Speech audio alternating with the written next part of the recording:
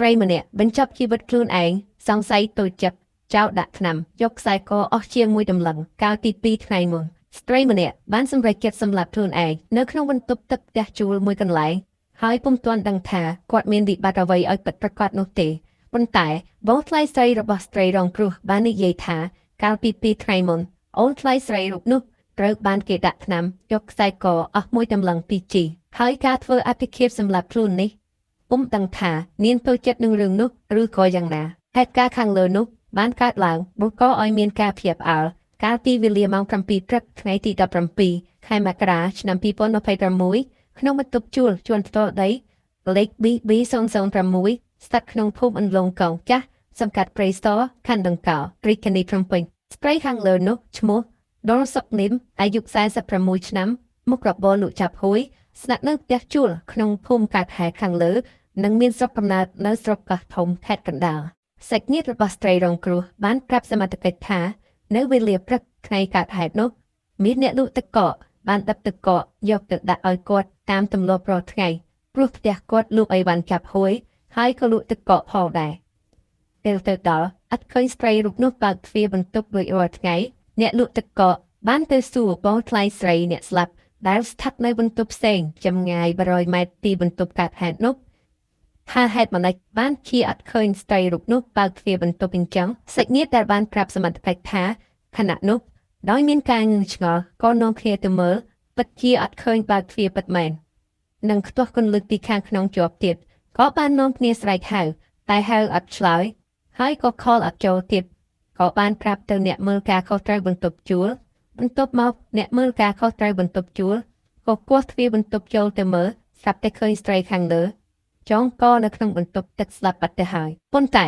ដោយមិនអស់ចិត្តក្រុមគ្រួសារក៏បានស្រែកដាក់ចុះរួចហៅរថយន្តមន្ទីរពេទ្យបង្អែកខណ្ឌដង្កោដឹកយកទៅសង្គ្រោះប៉ុន្តែគ្រូពេទ្យបានប្រាប់ថាគាត់ស្លាប់បាត់ទៅហើយបងថ្លៃស្ត្រីរូបនោះបាននិយាយទៀតថាកាលពី2ថ្ងៃមុនអូនថ្លៃរបស់ខ្លួនត្រូវបានគេដាក់ថ្នាំយកខ្សែកអស់មាស1តម្លឹងនឹង 2G ពេលនោះនាងអត់ហ៊ានប្រាប់ប្តីរបស់នាងទេលុះដល់វេលាព្រឹកកើតហេតុស្រាប់តែប្រទះឃើញធ្វើអត្តឃាតសម្រាប់ជួតបែបនេះឲ្យពុំដឹងថាអូនថ្លៃតូចចិត្តនឹងរឿងនោះឬក៏យ៉ាងណាបុរសជាប្តីស្ត្រីខាងលើបាននិយាយប្រាប់នគរបាលថាគាត់មិនបាននៅជាមួយប្រពន្ធគាត់ទេដោយសារតែគាត់មានមុខរបររកស៊ីនៅឯស្រុកកោះធំខេត្តកណ្ដាលដែរប៉ុន្តែគាត់ក៏ឧស្សាហ៍ឡើងទៅមកជួបប្រពន្ធដែរដោយឡែកនៅវេលាយប់ថ្ងៃទី 16 ខែមករាឆ្នាំ2026គាត់បានខលរកប្រពន្ធហើយប្រាប់ថាបងទិញដីគេនឹងត្រូវកក់លុយគេ$2,000សិនតែអូនមានលុយទេឲ្យបង$1,000មកដើម្បីយកទៅបង្គ្រប់គ្នាកក់ដីគេបន្ទាប់មកក៏ស្ងាត់ទៅទូតល់ទឹកឡើងស្រាប់តែបងប្អូនខលទៅប្រាប់ថាប្រពន្ធចង់កសម្លាប់ខ្លួនទៅហើយ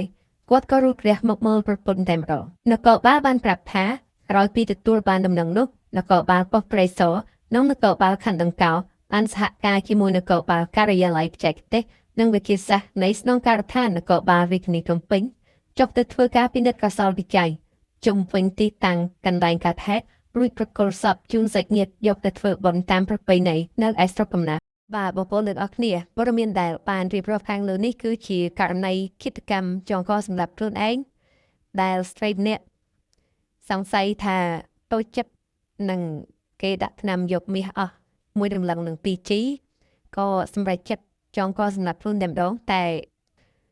ហេតុផលពិតប្រាកដគឺយើងអត់ទាន់ដឹងថាយ៉ាងណាទេមានតែរងចាំការស៊ើបអង្កេតរបស់សមត្ថកិច្ចតែមកទៀតចឹងនេះគឺជាគំរូសម្រាប់បងប្អូនទាំងអស់គ្នាក្នុងការប្រុងប្រយ័ត្នឲ្យបានខ្ពស់ទៅលើករណីឆោបបោកនេះគឺសបោមែនតើនៅស្រុកខ្មែររបស់យើងចឹងបងប្អូនទាំងអស់គ្នាត្រូវមានការប្រុងប្រយ័ត្នឲ្យបានខ្ពស់ជៀសវាងជនខិលខូចការល្បិចឬក៏រូបភាពផ្សេងមនុស្សយើងដែលធ្វើឲ្យយើងមានការខាតប្រយោជន៍ឬក៏មានគ្រោះថ្នាក់អីផ្សេងចឹងព័ត៌មានយើងក៏ឈានមកដល់ទីបញ្ចប់ហើយដែរសូមអរគុណពុកម៉ែបងប្អូនទាំងអស់គ្នាដែលបានចំណាយពេលវេលាដ៏មានតម្លៃ